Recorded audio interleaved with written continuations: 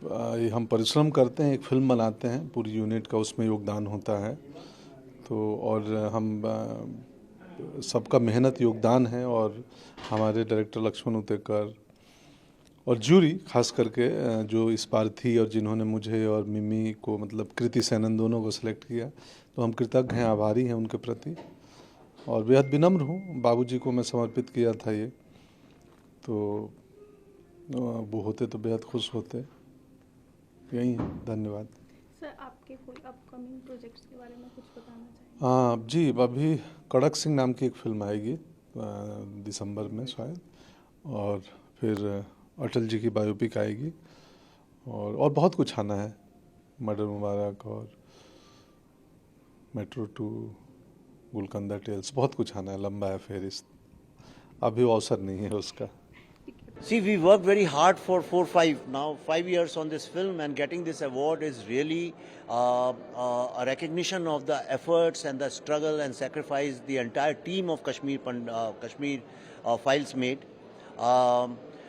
But this is, I think, above all, it's a tribute to all the victims of genocide, victims of religious terrorism, and victims of persecution all over the world. We are going through very turbulent times where half of the world is fighting and is at war, especially with Israel and Palestine. This film is a great message for the world to understand what happens when you let the religious terrorism succeed. So I think it's a great tribute to, but above all, I think it's a great honor and tribute to the voice of Kashmiri Pandits, who were persecuted, and for 32 years who were silenced and nobody heard their voice. I think it's time that cinema should be used as a soft power, and more than that, we like to make impactful cinema. A lot of people want to make commercial cinema only for money, so we are not part of that. Our mission is to make cinema which creates impact on the society and which changes people's perception about a particular narrative which has been created with various agendas. So we want to bring truth in front of people and change their lives. Any upcoming projects you're working on? Yes, now we are making a film called The Delhi Files, which will tell you the history of Bharat right from partition till date. Thank you. Feeling तो जब भी आपको specially राष्ट्रीय पुरस्कार मिलता है तो बहुत अच्छी फीलिंग तो रहती ही है, लेकिन एक विशेषता ये है इस पुरस्कार की कि पिछली बार जब हमें ताशकंद के लिए ये अवार्ड मिला था और अब कश्मीर के लिए मिल रहा है। फिल्म इंडस्ट्री में बहुत सारे पति पत्नी हैं जो काम करते हैं, और बहुत सारे पति पत्नी ऐसे भी हैं जिनको राष्ट्रीय पुरस्कार मिला है, लेकिन एक ही साल में एक ही फिल्म के लिए दोनों को राष्ट्रीय पुरस्कार शायद पहली बार मिला था ताशकंद के वक्त, और अब ये दूसरी बार हो रहा है, तो एक उसकी ज़्यादा खुशी है।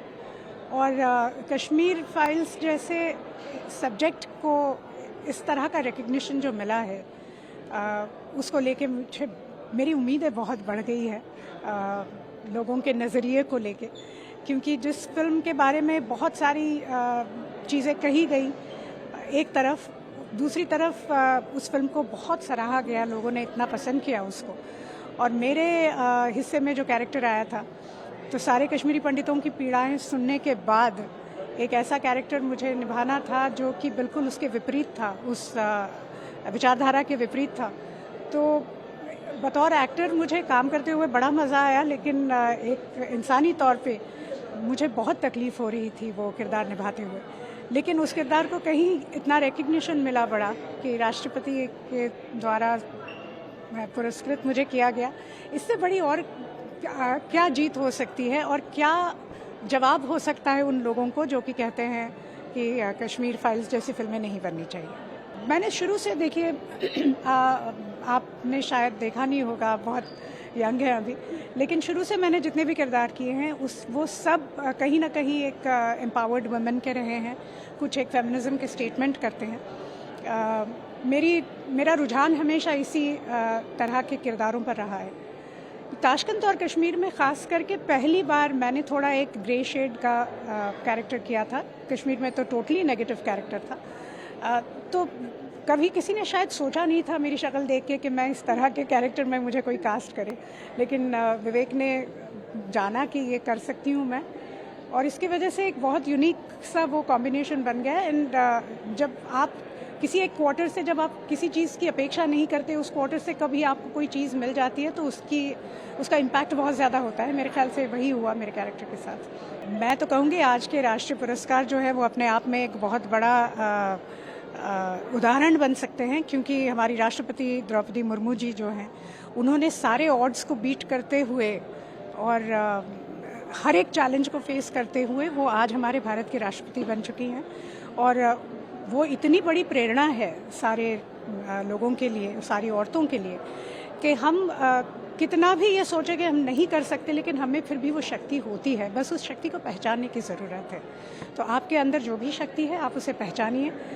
जब हम वुमेन पावर की बात करते हैं, नारी शक्ति की बात करते हैं, ज़रूरी नहीं कि आप हमेशा ज़ोर ज़ोर से चिल्ला के अपने आवाज़ लोगों तक पहुंचाने की कोशिश करें।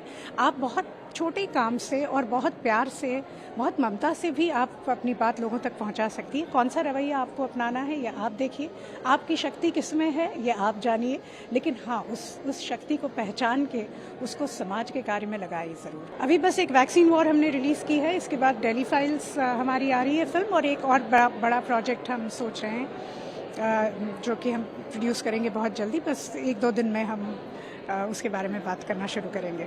दिल्ली फाइल्स की स्क्रिप्ट अभी लिखी जा रही है, लेकिन हमारी एक जो फाइल्स की ट्रिलॉजी हमने शुरू की थी ताशकंद के साथ, Tashkent was right to truth, Kashmir Files was right to justice, और Delhi Files will be right to life. तो इसके साथ ये फाइल्स की ट्रिलॉजी हमारी ख़त्म हो जाएगी।